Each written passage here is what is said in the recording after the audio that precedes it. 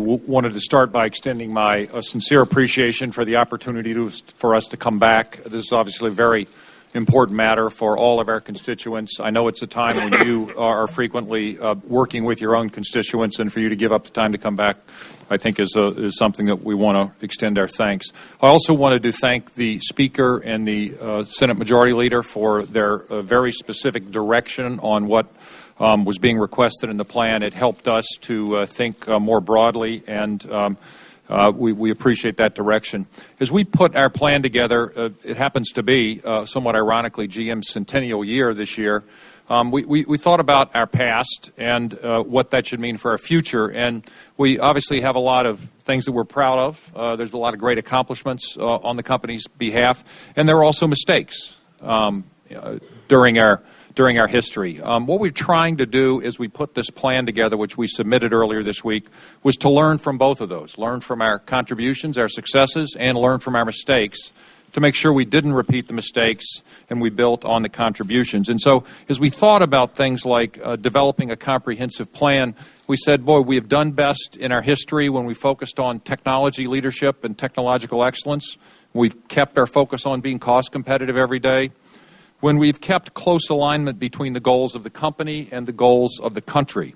And so the plan that we're submitting to you is one that I think does those and many other things, and it's a plan that I and my General Motors team believe very strongly in.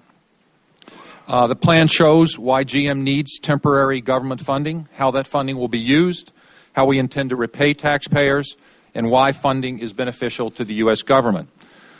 In some ways, the plan accelerates the restructuring that's been underway for the past several years, but in many ways it radically expands it, and I think it's fair to say it creates a blueprint for a new General Motors.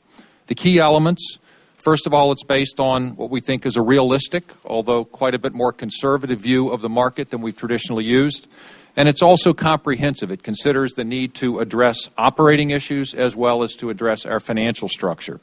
Key highlights include a renewed and expanded commitment to new technologies, especially advanced propulsion and green jobs, increased production of fuel-efficient vehicles, a reduction in the number of brands, models, and retail outlets so we can focus our resources, further manufacturing and structural cost reductions, working with our UAW counterparts to ensure full labor competitiveness with foreign manufacturers here in the U.S., significant restructuring of our balance sheet, and sacrifices by all parties involved, including continued suspension of our common stock dividend and changes in executive and board compensation, including reducing our board's compensation and mine to $1 a year, and cessation of our corporate aircraft operations.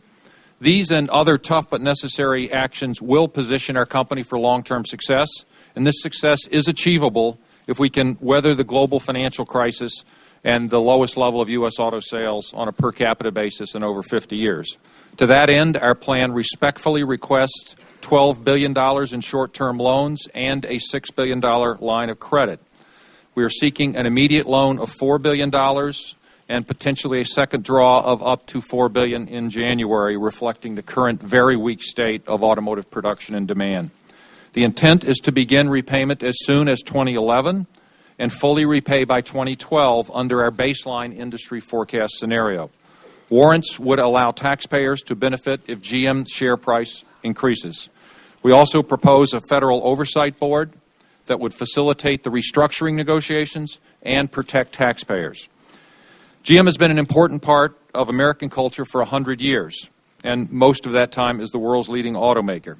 We're here today because we made mistakes, which we're learning from, because some forces beyond our control have pushed us to the brink, and most importantly, because saving General Motors and all this company represents is a job worth doing. Thank you very much, and I look forward to your questions. Thank you very much, Mr. Wagoner.